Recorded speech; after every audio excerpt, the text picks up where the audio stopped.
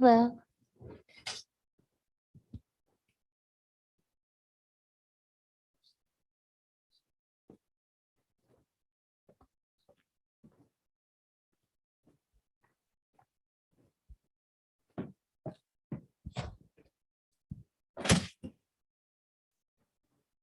Hey, guys.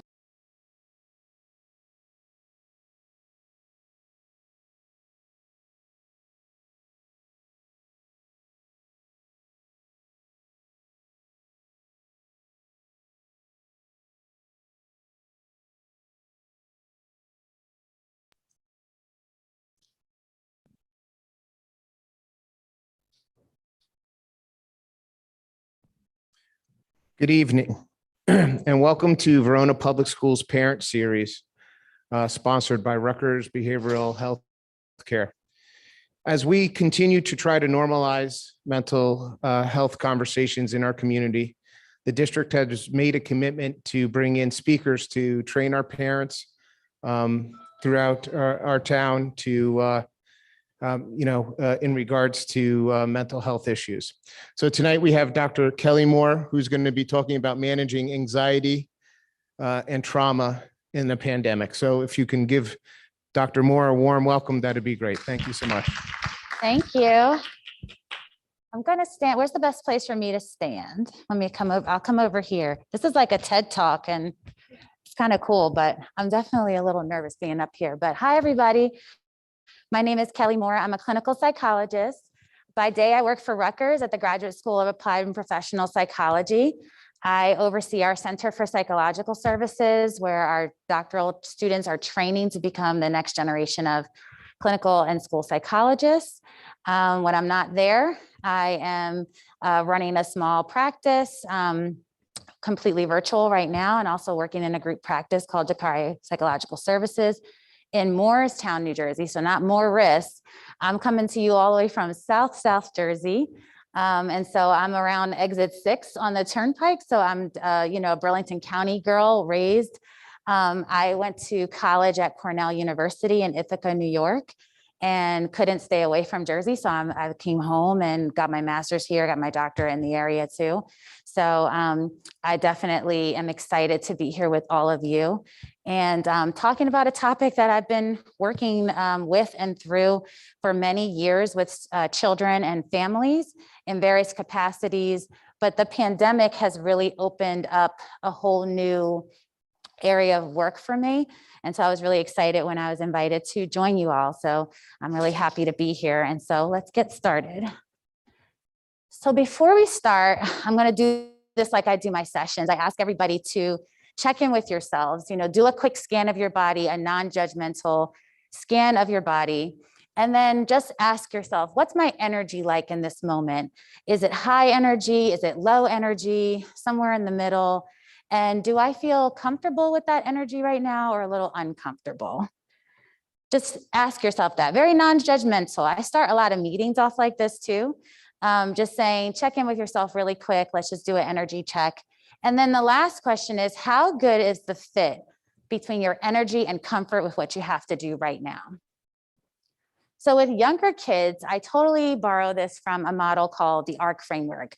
And it's a model that we use with kids that have been through a lot of trauma. But what I've found is that since the pandemic has started, these kinds of questions are helpful to a lot of kids because the pandemic has been very much like a trauma, not just for the kids, but for all of the caregivers.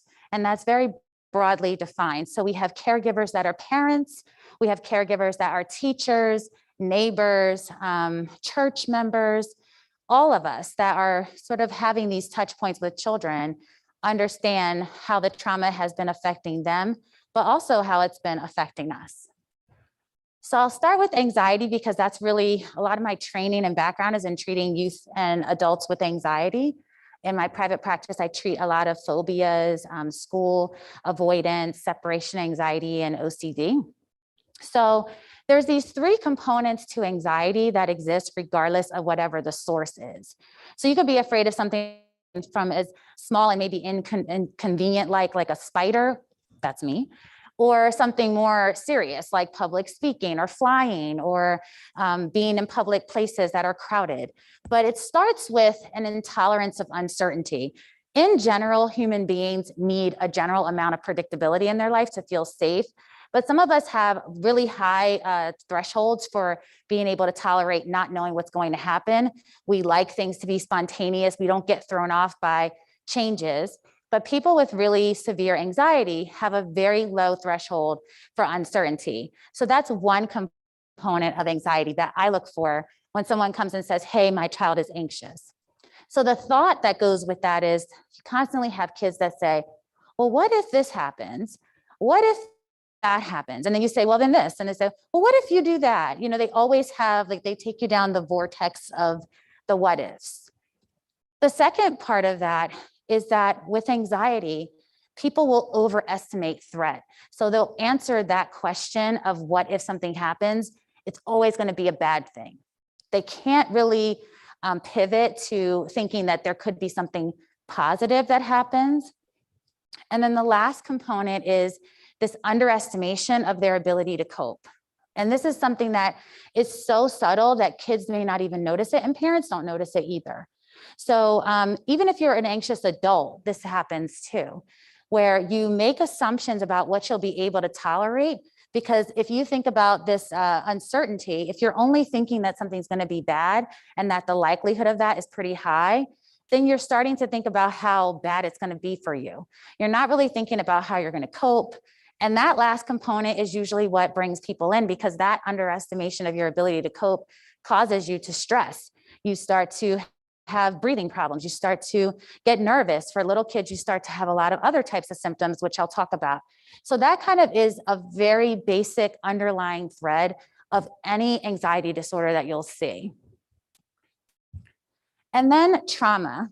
So with the pandemic, it's hard not to think about it as a trauma that we're still living through. So I just want to be mindful of the fact that there might be people here tonight, watching tonight, that are dealing with a lot of loss related to the trauma, whether it's financially, your loved ones, et cetera. So, you know, take care of yourself as you're listening to me if this is touching on some spots for you. So any event that's pretty overwhelming and kind of makes you feel like your life is at risk is considered a component of a traumatic experience, and it's very subjective. So two people could go through the same exact experience, and for one person, it's not traumatic because of a number of reasons, but for someone else, it is. So when someone comes to me and says that they've been through something, it doesn't matter whether I think it's a trauma. It matters if they think it's a trauma, because the way they think about it changes the way they act in their world. And so usually you see this accompaniment of shame, guilt, feeling like they don't have control. And so you might start to see people doing everything they can to control their lives, to feel like things are a little more predictable and make a lot more sense, especially when a trauma feels random. So when you think of someone that's attacked randomly by an assailant, you feel like you were chosen. And that feeling causes a lot of shame and feelings of guilt, even though on some level, you know, you didn't do anything to cause that. You see this a lot with people that are survivors of sexual assault. You see this also with people that there's a mass casualty incident and they're the survivor. You hear about survivor guilt or that kind of thing. And also this last component is trauma changes the way you see the world and other people. So your ability to trust, you know, for the most part, children have pretty predictable lives. They get up, they go to school, they come home, they get up, they go to school, they come home, or they go to practice, whatever. So when there's disruptions in that, it can create a little bit of a shaky ground, and that creates a lot of anxiety. So trauma and anxiety really go together. And the components that I just spoke of, so the feeling of, you know, if you've experienced repeated traumatic stressors, it affects how you think about yourself, how you feel about others. So feeling fearful that people might have it out for you, or that you're just someone who has bad luck. I've heard people talk like that. Well, bad things happen to me all the time, or it's, you know, it'll be just my luck that this will happen to me. A feeling of like, I can't control what happens to me. And then feeling like the world is fairly dangerous. And the world is dangerous, but for the most part, we all go through our day to day and not a lot happens.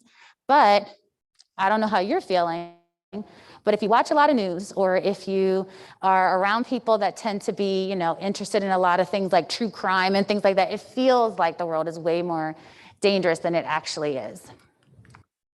And so let me just go back for a second.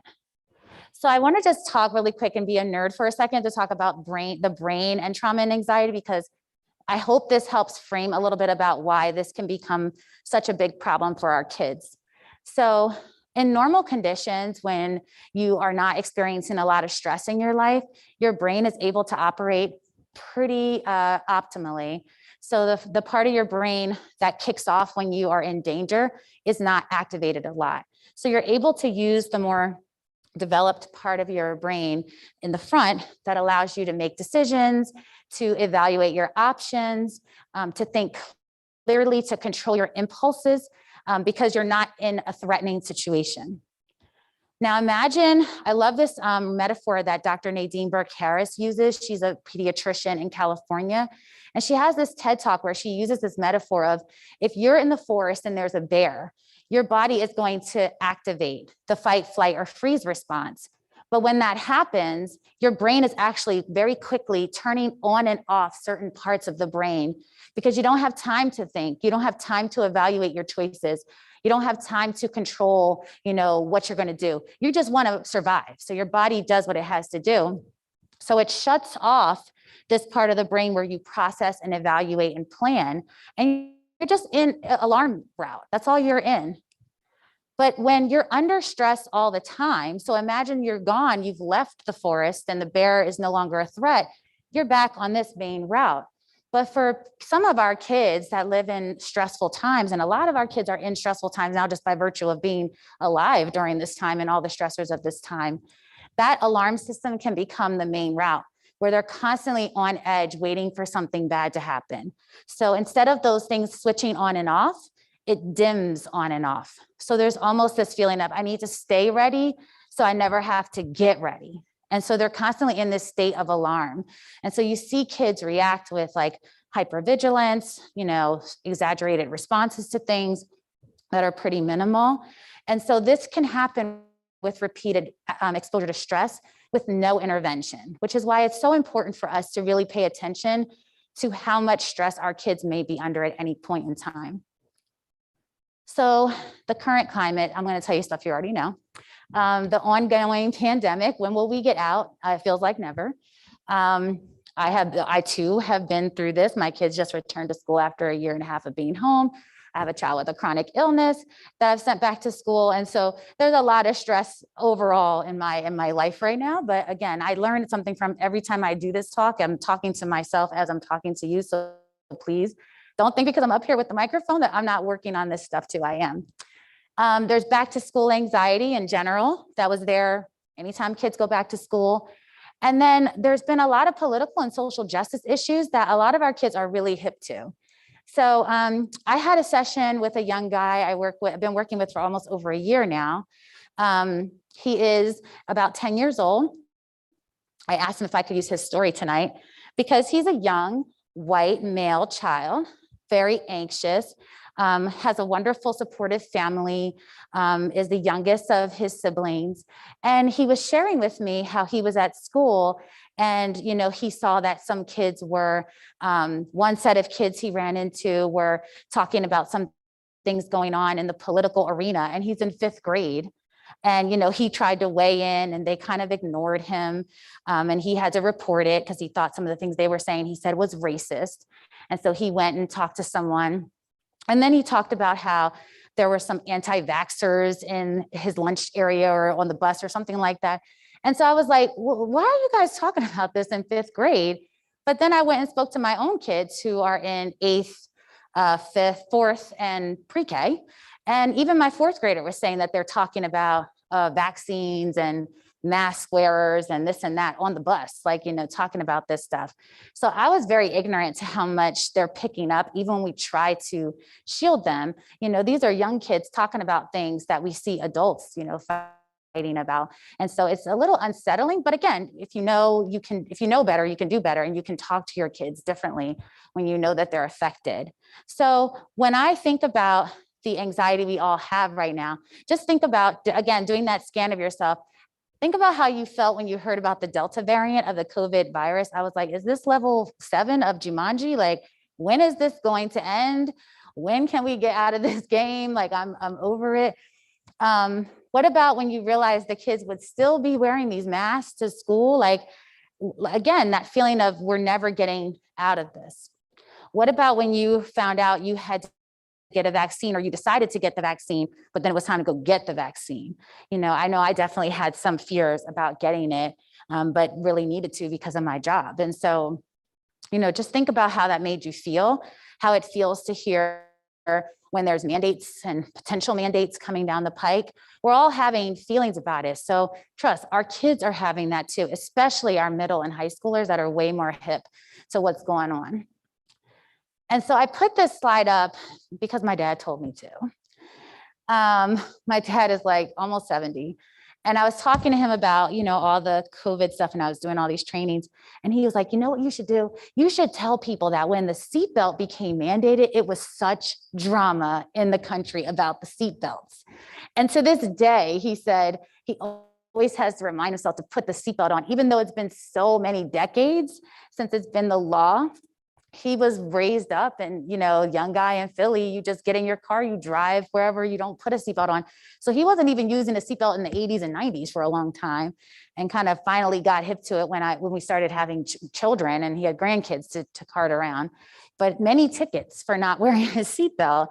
And so it's not like we've never been through these processes before, but it's easy to forget how hard it is to make changes.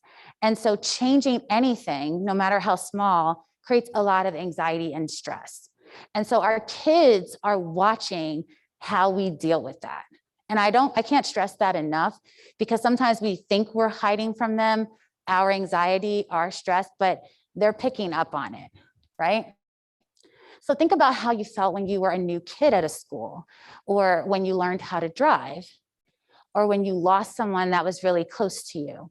You kind of went through it and you dealt with it, and you recovered, or you learned from it, or you adapted. And I think that's the important thing I want to stress here, is that as much as it's hard right now, as our kids are trying to deal with the new normal, like these might be the new normal. This is very hard for me right now talking to you with this mask on. My kids are wearing the mask all day and don't seem to care. And I think I was making it a bigger deal than they were, because they're kids. Human beings are really built to last. We are resilient and we're highly adaptive, but the youngest of us are the most adaptive. And I think it's easy to forget that.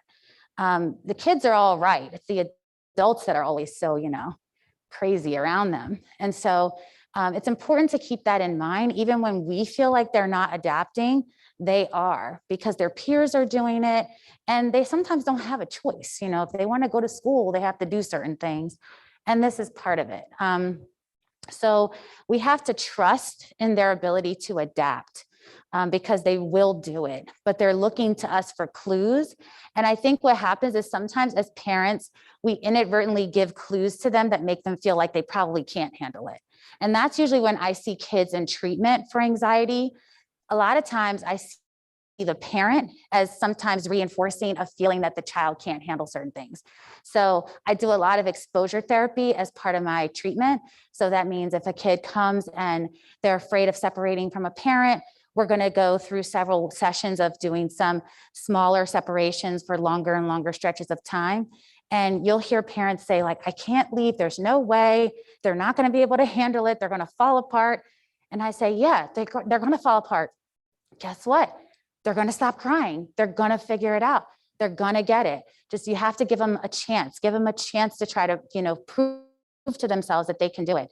And most of the time, I've rarely had clients that can't do it. They can. It just takes a while. But I can tolerate a lot of the idea is that, can the adults in my life tolerate my distress? Because if we're always trying to fix it, then they never learn how to adapt and how to fix it on their own. So these are some symptoms you might want to look for in your kids to see, maybe it's worth talking to someone. It may just be talking to their counselor, or maybe you might want to seek some therapy. for them. So kids often express their feelings through behaviors and through their bodies, especially our little ones. See that younger, first, second grade and younger, they're the ones that are coming to the nurse's office. I have a stomach ache, my head's hurting, my arm hurts, my this hurts, my that hurts, it's like they're feeling it in their body. We call that psychosomatic symptoms.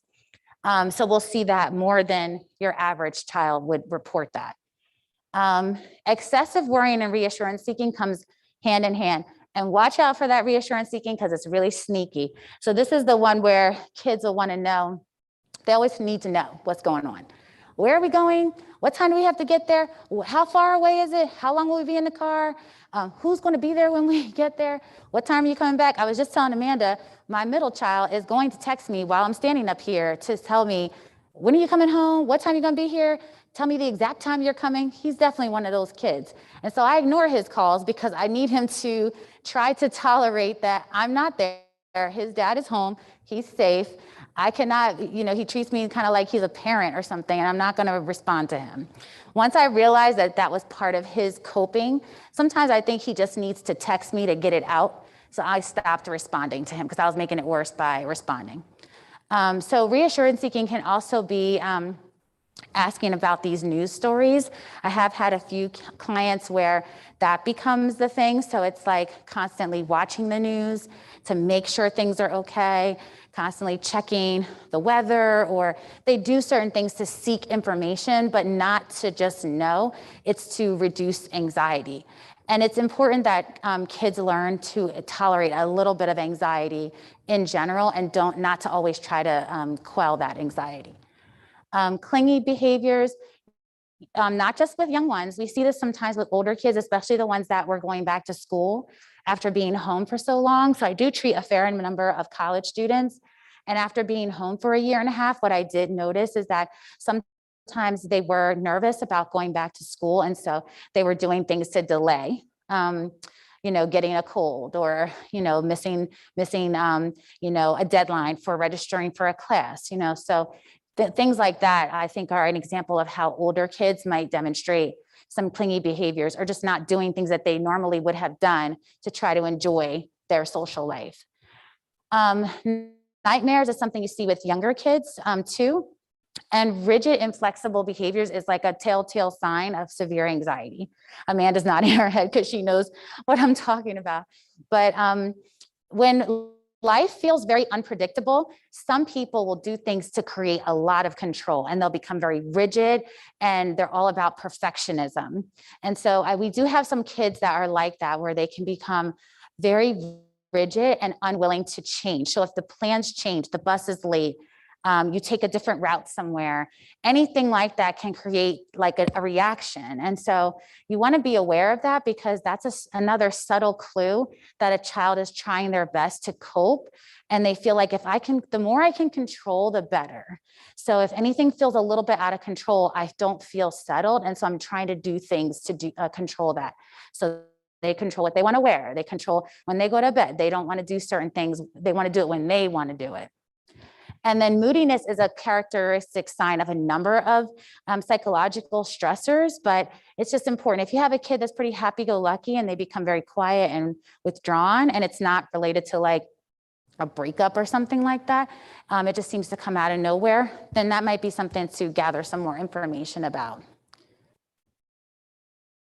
But in addition to understanding about your kids, I think you have to do a self-check of how do I deal with my anxiety too, because like I said, we're modeling for the kids. So just think about it, the way that you cook your food, the way you decorate your home, the way you dress, the kinds of things you pursue in your life are very contingent on how your family raised you, and it's influenced by that. So I cook my food the same way that my mom cooked food and how I watched her cook food. The same is true for coping strategies. Like, it's not like it shuts off. And if we have bad coping strategies, our kids don't learn that. They learn from us the same way they learn everything else. And so same way they learn how to cook a turkey or some chicken, they learn how to cope with stress. And so are we the type that have this information seeking overage, right? All the time. I have a friend that's she calls herself a news junkie, but she had to pull back during the pandemic because her 4-year-old child would get on FaceTime with me and say, you know, Auntie Kelly, you have to be real careful because the virus is going around and you have to be real safe. Make sure you wear your mask. She's so little, you know, she's like, I think I need to turn the TV off. You know, she's picking up on, you know, my news junkie status, and she's a little young for that. So really paying attention to how much news you're watching. If the news makes you distressed, turn it off. I don't watch the news anymore. There's certain things I will not watch to preserve my own self-care. So as a Black woman raising 3 Black sons, I've never watched the George Floyd video in its entirety for my own self-preservation, because I know how just the few seconds I saw was just about enough that I needed. But I understand all that goes with that and participated in other ways to be active after that occurred. So it's important to really check in with yourself and be aware of your own limits so that you don't adopt and then model behaviors that could actually be maladaptive for your kids. Also check in with yourself. Are you having trouble sleeping? That was a big thing during the pandemic. Insomnia, people's rhythms being off because they maybe weren't going out in their normal schedules during the day.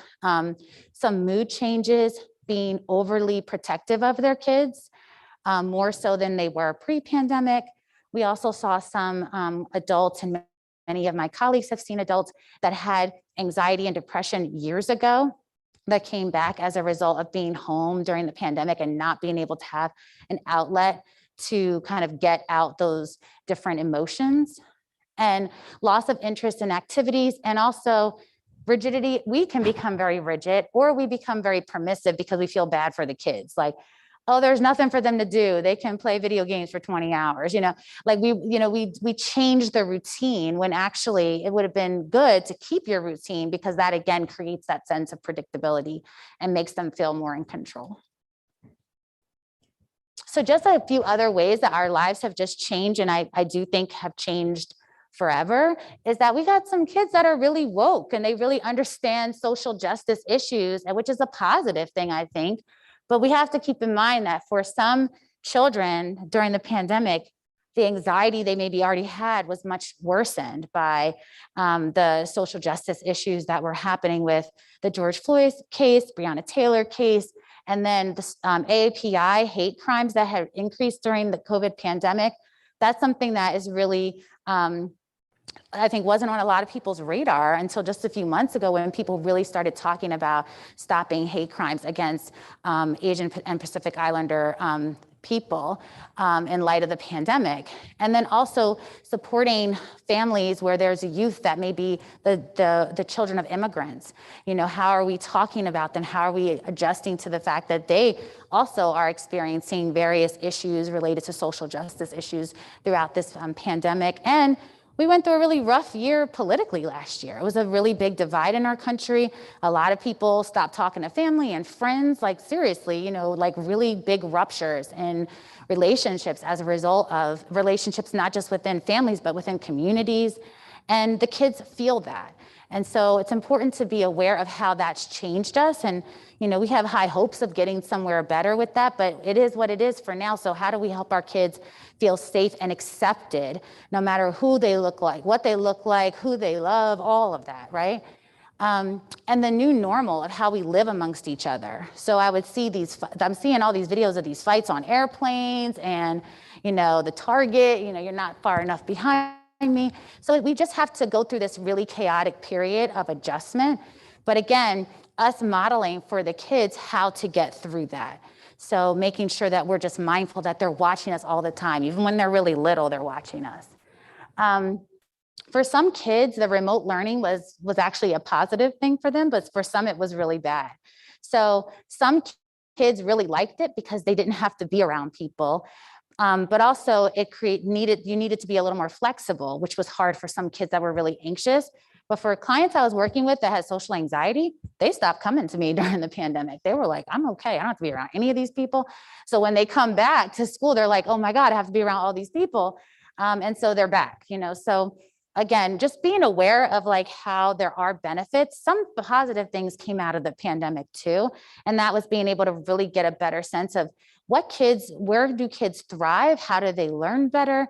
And just being able to be innovative in our approaches. I mean, the fact that an entire to see the education system pivot so quickly when it's like very much an institution was a pretty powerful thing to see. That pivot had to happen. And I was just really impressed by every educator that was able to make that happen, because I know we were at home like, how are y'all doing this? So excessive access to news and social media. I just want to put that out there. I do not malign social media at all. I think it's a powerful tool, but I also think it contributes a lot to kids having a false sense of who they're supposed to be. And during the pandemic, there was a lot of increased usage of social media. And so again, just being aware and being really hands-on with your kids about how their sense of self is being influenced by that is really critical. And the thing we don't talk about as much, because we don't always know, is how many of our kids are coming back to school and they have people they've lost during the pandemic, like who has passed away, and also who in their family suffered from COVID and is still dealing with the symptoms of COVID, these long haul symptoms that haven't gone away, or are they going through it? I know there's few students that I knew of at Rutgers that were dealing with that as well. And just the feeling of, when is everything going to be okay again? Like, it just feels like, oh, everything's okay. Oh no, tornadoes. Like, oh, and then everything's okay. Oh, here comes a flood. You know, like, it's just like, oh, we're exiting Afghanistan. Like, it just felt like one thing after the other after the other. When will it stop? And so again, just being aware that when kids feel like the world around them is very unsafe, and a lot of our kids are very knowledgeable, they're up on the news, we can't always stop them from learning these things, but that home feels safe. You know, home doesn't feel overwhelming. Home feels secure and predictable and routine, so they can get that somewhere. So in terms of what you do, I'll start with the adults, what we can do. So it starts with recognizing your own limits and when you need help. I really feel like sometimes parents wear it as a badge of honor that they don't need help. And so I would encourage you to really try to recognize when you're running out of your compassion. And we call that compassion fatigue. It's like burnout. So feeling more rigid, losing sleep over this. These are the kinds of things you should say to yourself, okay, I need to talk to somebody myself, or I need to get more support. I would add to this, you should use your sick time if you have it.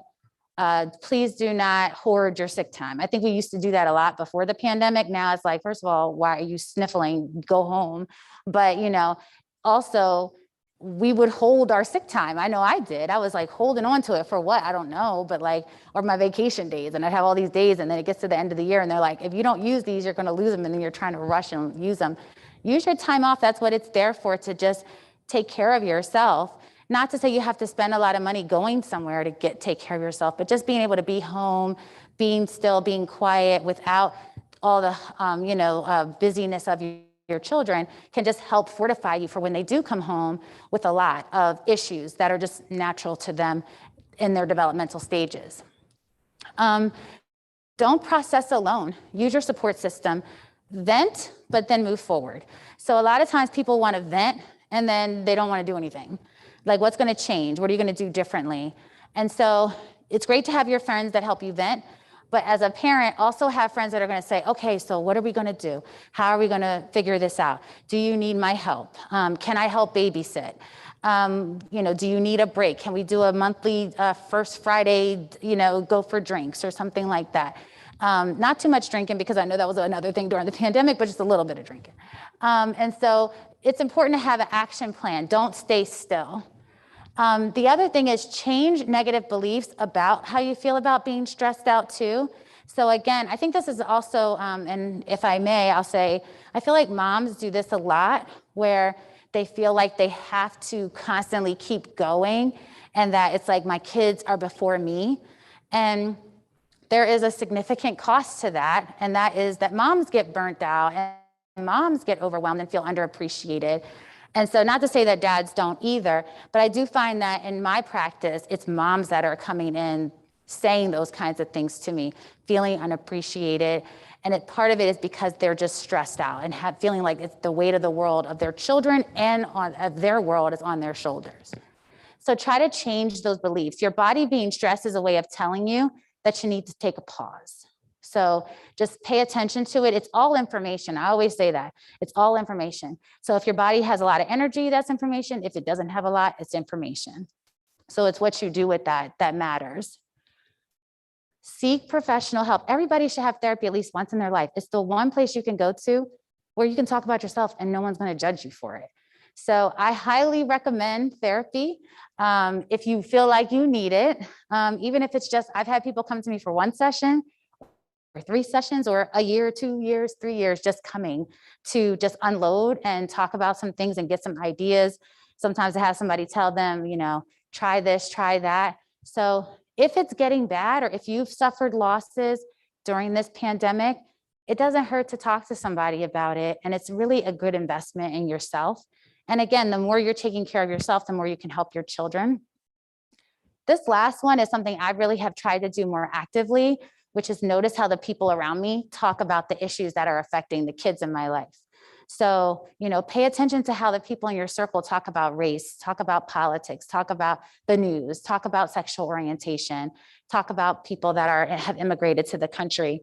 Because it's the family dinners and stuff where kids pick up a lot of stuff too. It's like, it's the holiday dinner, it's the barbecue in the summer where they're hearing a lot of that conversation. Not to say that they shouldn't hear it, but just understand that, you know, you may have a certain stance of your own, but if the people in your life don't, it's important to understand how that might be affecting your kids. And in terms of managing our own anxiety and stress, and then I'll talk more about the kids. This is kind of in service to kind of going against what anxiety does, which is, you know, decreasing our ability to tolerate uncertainty, impacting our ability to really recognize our own ability to cope. It's good to set boundaries for ourselves. And this middle one is so important. Focus on what you can control. So what I said to my son came home the first week of school and said, the girl sitting next to me always has her mask falling down. It's driving me crazy, Mom. It's driving me, he's dramatic. This is the one that's probably texting me right now. Oh, Mom, her mask is always down, it's always down. And I told her, we're gonna have a system and I'm gonna go like this. Every time she turns to me, I'm gonna go like this and then she'll know to pull her mask up. I was like, great idea, try it, see what happens. So then a couple days later, she's still not doing it. She's still not doing it. And I said to him, you know, Mason, focus on what you can control.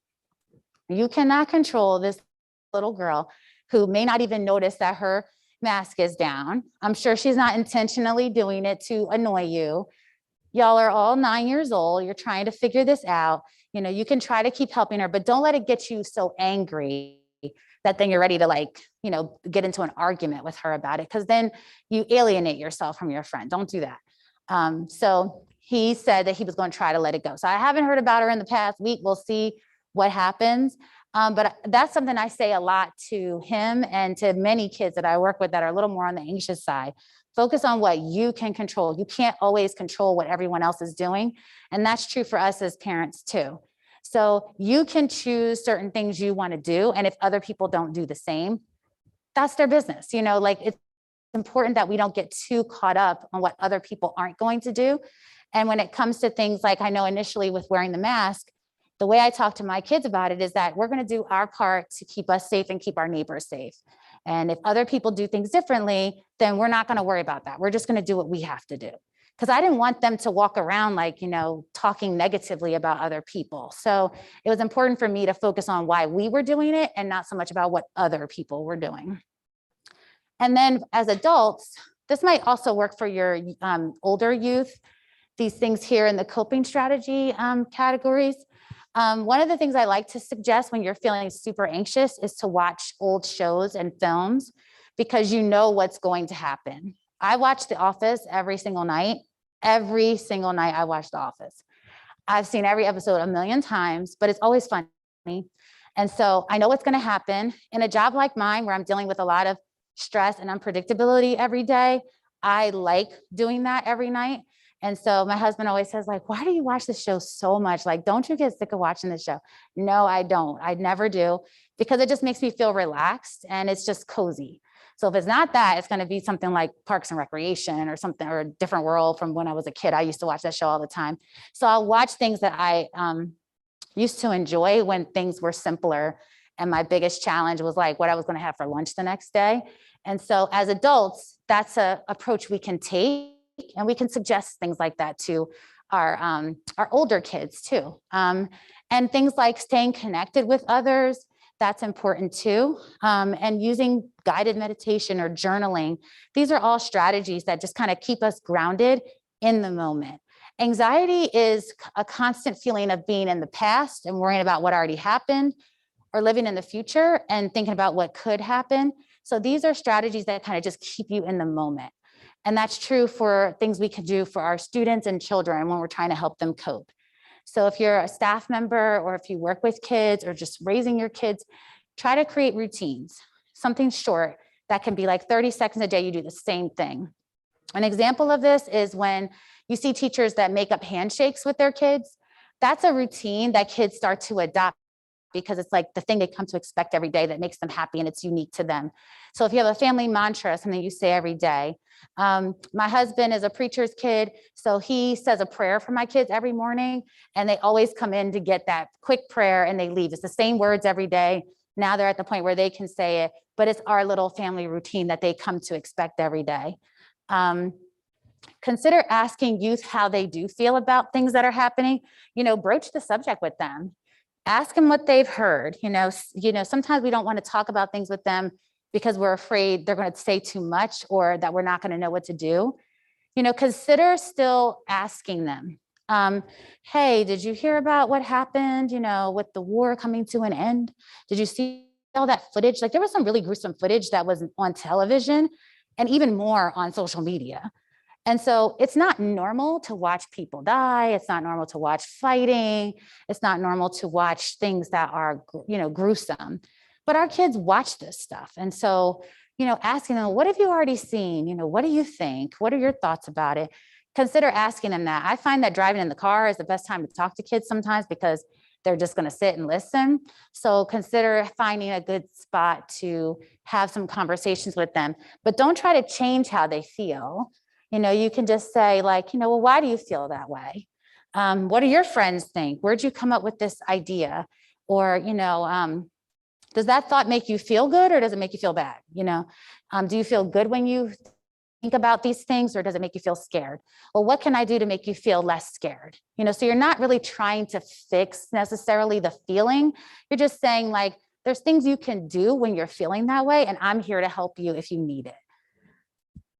Put some signage around, like if you have classrooms here, if you're a staff member, but even in your home, that just serve as a reminder that you can talk about stress. You can talk about things here. I'm here for you. I can tolerate it. It's all about being able to hold emotion. That's why people like therapy so much once they do it, because that's one of the few places where you can like literally cry for 15 minutes and nobody's going to say anything. Like, nobody's going to say, don't cry. We're going to just let you. I've many times have sat and just watched someone cry. It's hard to watch them cry. And, you might tear up a little bit with them, but that that's a form of relief. And so you need to get those things out of your system. So when your kids do show emotion, don't feel like you have to swoop in and fix it. That's important for them to let it out. If they want to cry, if they can't throw things around and hurt people, but they can find other ways to relieve that stress in a healthy way. Don't make assumptions, but don't ignore the elephant in the room. So I'm going to say this, and this is like a whole other training. But if you're fearful that your child is feeling like they want to hurt themselves, for example, or they've expressed like, I just want to die, I hate it here, you can say, like, are you thinking about killing yourself? Are you saying that you want to die? Like, you don't want to wake up tomorrow? What do you mean?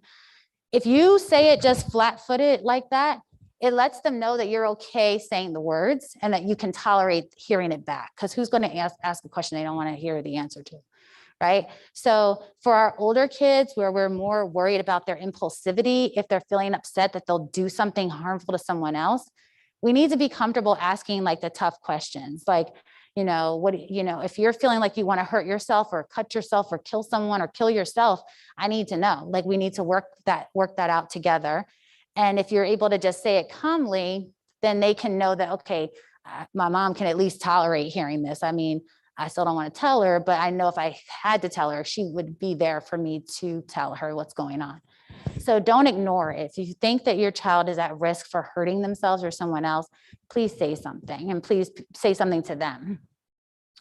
And be willing to set aside your agenda, because we can be really innovative now about how we educate our kids, how we help them. I mean, I have found that some of the best conversations I have with my kids about their mental health is after watching a cartoon movie.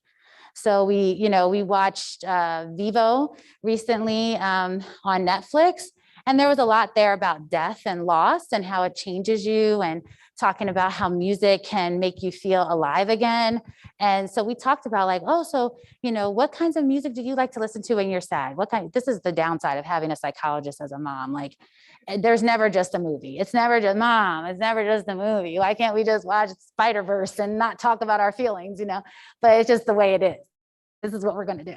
So be just willing to find creative ways to talk to your children, to make discussion about emotions normal in your family. And this is really hard if you're not someone who does that, right? If it's not a part of your norm. But if you're here tonight, it's probably because you are doing things like that. And so just continue to do it and find these creative ways to talk about those things with your kids.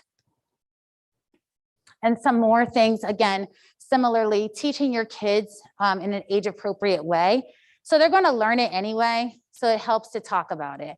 So, so I'll use the George Floyd thing as an example. So when it happened, we were trying to figure out how to talk to our kids about it, mainly because we knew there was a peaceful protest going on, and we wanted the kids to participate in a march.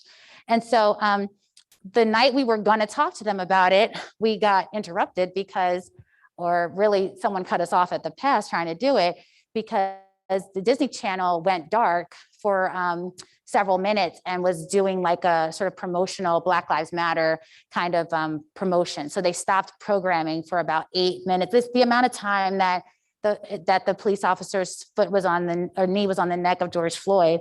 And then they posted like information about, talking about your feelings. We know this is hard. It's okay. Black Lives Matter. And Nickelodeon did the same thing. So their programming was preempted by this. So of course, that was a perfect time, because that was the same night we were going to talk to them. And then this happened. So how do you talk to, at the time, a 12-year-old and an 8-year-old about something like this? And so we tried to find an age-appropriate way to do it. And then we moved right to a coping strategy. So there's research to show that kids that participate in activism of any type tend to recover better when there's something that happens to a group that they identify with. So whether that's their sexual orientation, their religious background, writing letters to Congress, or participating in marches, organizing events to serve the public, or engage in community service, are strategies to help build up their sense of self-esteem in situations where they may feel very scared and anxious. And while we were doing this march, my kids had signs, we went out. My son, my middle son, again, he's the one, like he's got something, I don't know what it is, he got something special. He walked up to every police officer and said, "Hi, I'm Mason Moore, thank you for your service. Hi, I'm Mason Moore, thank you for your service." And I asked him, "What are you doing?" And he said, "Well, I want them to see my face, and I want them to know I'm not a threat." Like that was at such a young age. That was important to him. But he wasn't sad, he wasn't scared, he wasn't angry. He was confident, and he was very comfortable approaching these officers. And the officer just looked at me. He had almost tears in his eyes, like brimming, because he couldn't believe that he had had this exchange with this child. But that was so powerful to me, because it showed that my kids are going to be okay. That they weren't scared, they weren't nervous. I felt nervous, but I let him walk to everybody, because it's important for me to let him show and sort of deal with his stress or his anxiety or his fear the way that works for him. And I was right there with him to keep him safe. So we don't want to underestimate. Sometimes our kids will surprise us if we give them an opportunity. And so anything you can do like that, if your child is in representing the LGBTQ community, give them opportunities to support their causes. Even if we don't always understand decisions they make or things they want to be a part of, or, who they are as a person, whether it's, the causes they want to support or the people they want to associate with, their friends or anything. We just want to show that we're in their corner and that our love for them is unconditional. And so focusing on what they can control is super important. So creating routines at home, creating clear ends of the day. So when you come home, school's over, do your homework, school's over, put that stuff aside and focus on this. If school's a stressor, you want to create that boundary. Creating comfortable learning spaces at home, just creating spaces at home where they can relax and kind of like, this school, I was in this little counseling room and it was a lot of nice stuff. And there was puzzles. I was like, I want to go over here and do this puzzle. So the school clearly, cares about the kids that come in here and feeling like they can have a place to be well. Wellness is really something people are always going to be working towards. So it's great to build those building blocks from a very young age. And for our kids, our schools, we've got some really cool school leaders that have come out of, the pandemic. And so being able to identify, do we have students that we can put in a leadership role that can serve as ambassadors to help support these other students that might be struggling? Can we help these younger students adjust by using our more advanced students in ways that can help them kind of transition back into school after being out for so long? So just a few final points. I think I'm right at my time. It's like I have to go like 9 more minutes, but I'm right at my time here. Is, think before speaking. Sometimes less is more with our kids. I'm sure my kids would laugh at me saying that, but really less is really more. Fear can be a motivator or a source of weaponry, and that's really important. So some people use fear tactics as a way to like get people to do something. As bullies, right? Bullies do that. But in general, fear can also be a motivator. And what I always say to being someone who has treated a lot of anxiety disorders and treated OCD, which can be a lot of fear, right? People with OCD have a ton of fear, is all you're doing with them is building their tolerance for fear and knowing that fear alone is not a reason to not do something.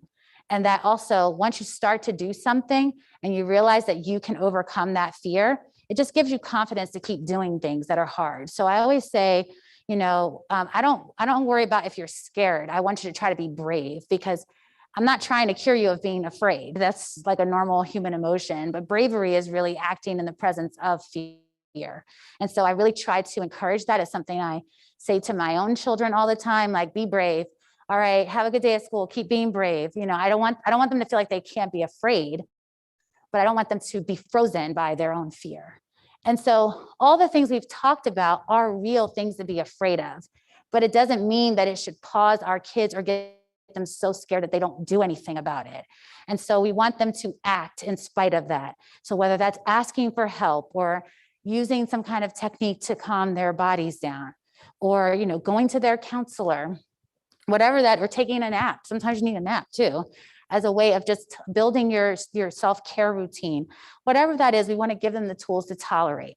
And then remember those things I talked about in the beginning. So when you see anxiety rearing its ugly head, just ask yourself, is this about me not being able to tolerate something uncertain? Am I assuming that something bad's going to happen? Or am I really not thinking I have the ability to cope? So what I go back to is those slides about, well, what are other times when I've coped? So I've been a new student before, I've gone to a new job before. We're doing things all the time that are uncertain and we deal with it. But for some reason, when things feel really scary, we act like it's a totally different set of skills we need. But remember, the brain doesn't actually know. So whether it's a bear or a new activity, the brain doesn't know. It just reacts to the emotion. So it's all about how much meaning we attach to something, because it's not like your brain is like, oh, that's a bear and that's that.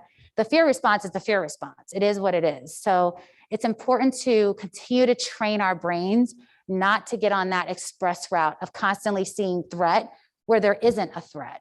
It's just a challenge. So that same little client that I told you about in the beginning, I always say to him when we're doing an exposure, I say, it's hard, but it's not impossible. That's what I say to him all the time. It's just hard. It's not impossible. You can do it. You did it last week. Remember, you did it. This is different. No, it's not. It's the same. And I don't fuss with him. I don't fight with him about it. And he does it almost every single, he'll fight me the whole way, but he'll do it every single time. And that's virtually. I always think, how much more could I do if we were seeing each other in person? But he probably can't stand that level of torture. It's too much. But make decisions for yourself and try to withhold judgment. some of us are so upset because of what everybody else is doing and not about what we're doing. So just really trying to model that, and just remember everyone's doing the best they can with information that they have. And so even if we think their information is wrong and our information is right, it doesn't really matter, because, you know, it's all about what we're going to do.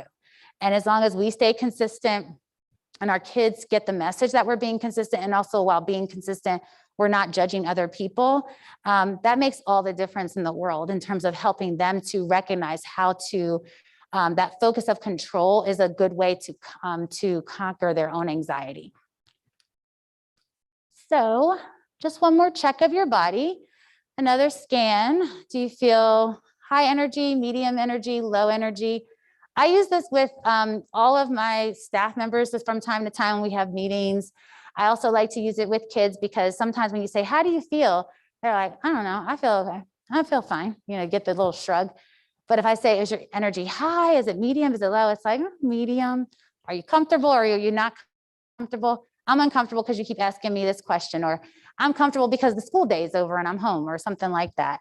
And then I always say, well, how good is the fit between where your energy is right now and this practice you got to go to, or this guitar lesson you have to do, or whatever, you know? So again, it's just a different way of asking, how do you feel? I had a colleague that does this with, she said her teacher, one of her son's teachers does something like this, and they get to talk about, well, if you were a breakfast today, what would you be and why, or something like that. So another way of kind of just asking the how do you feel question in a different way. So I put some information about how you can find me, but this is information that was out on the, I actually got a couple emails from some parents that got my email from the flyer you did. So, but this is some ways to reach me. And I just want to thank you for coming out on a Thursday night to, you know, listen to this lecture, and I hope it helped you in some way. And, you know, I wish you all the best for a good school year, that your children have a wonderful school year. And just want to thank you again for having me. So thanks. Thank you, Dr. Moore. Are there any questions from the audience? Sorry.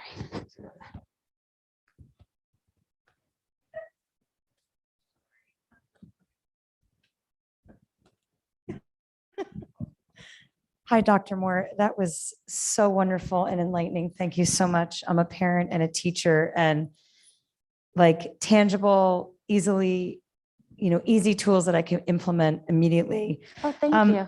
One question that I had, in the beginning, we were talking about sort of, I guess, visible symptoms of anxiety or high anxiety. One of them was like rigid and inflexible behaviors.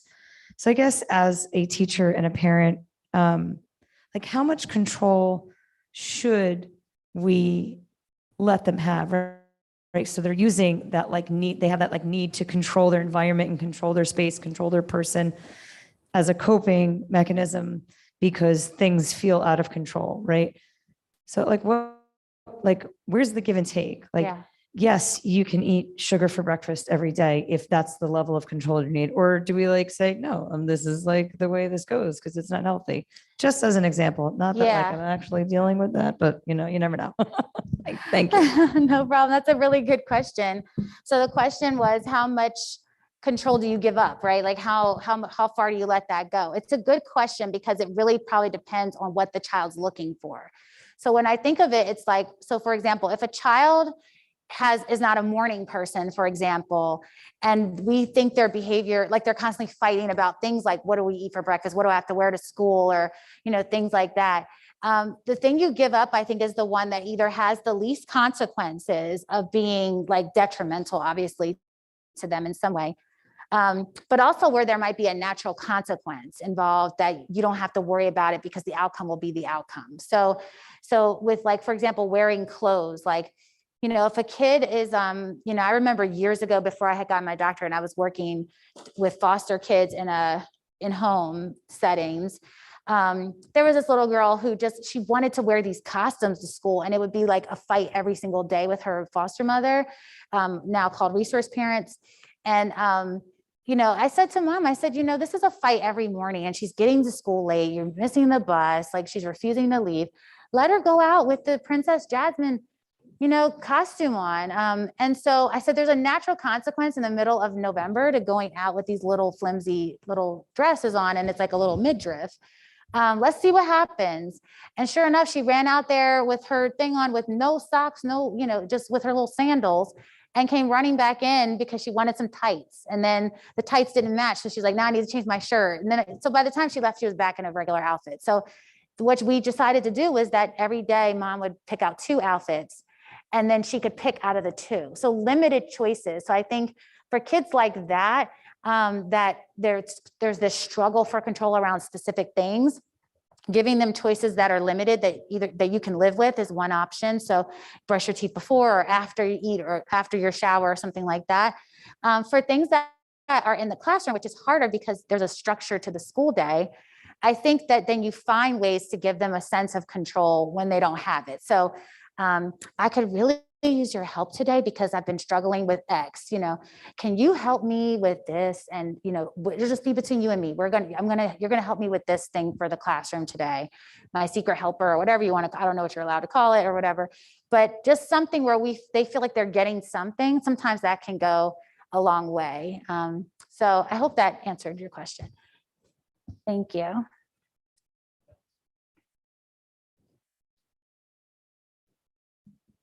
So Dr. Moore, thank you so much. I think you did a wonderful job with the presentation showing that our children aren't only coming to school with a book bag full of books, they're also coming to school with a book bag full of emotions, and many Yes. different emotions. So, and I'm so excited that you're our first speaker to kick off this parent speaker series. You did a wonderful job. So hopefully we can get more people to come out on October 28th when we have Dr. Susie Millar, come out and speak about anxiety. We'll also be live streaming that too for the public, but it would really be wonderful to see everybody in the seats and filling up the seats. And for everyone who came out tonight, thank you so much. I truly appreciate your support and efforts. Yes.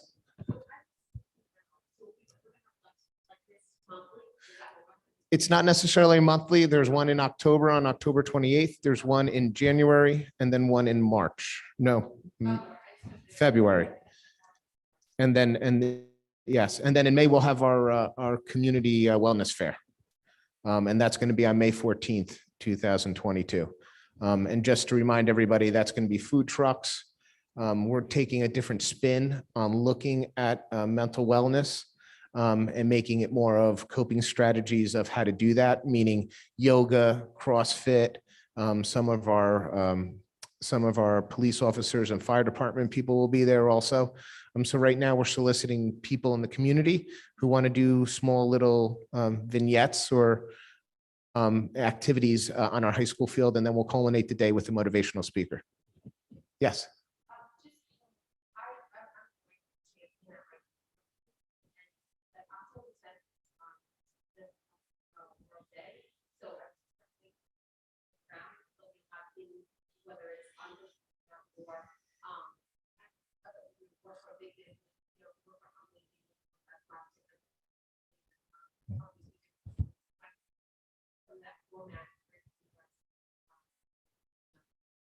Thank you so much. That'd be wonderful. And also please know that you could always access all our resources and all our presentations on our health and wellness page on our Verona Public Schools website under health and wellness.